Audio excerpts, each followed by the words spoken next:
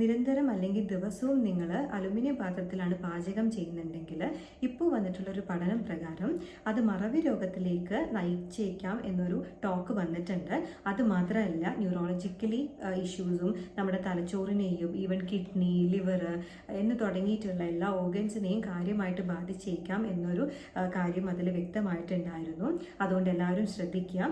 ഇത്തരത്തിലുള്ള അലുമിനിയം പാത്രത്തിൽ നമ്മൾ കുക്ക് ചെയ്യുമ്പോൾ, പ്രത്യേകിച്ച് നല്ല ചൂടിലോ നല്ല ടെമ്പറേച്ചറിൽ കുക്ക് ചെയ്യുമ്പോൾ ഇതിലടങ്ങിയിട്ടുള്ള മെറ്റാലിക് കണ്ടന്റ് നമ്മുടെ ശരീരത്തിലേക്ക് പ്രവേശിക്കാനും ഈ പറഞ്ഞിട്ടുള്ള പ്രോബ്ലത്തിലേക്ക് ലീഡ് ചെയ്യാനും ചാൻസസ് വളരെ കൂടുതലാണ്.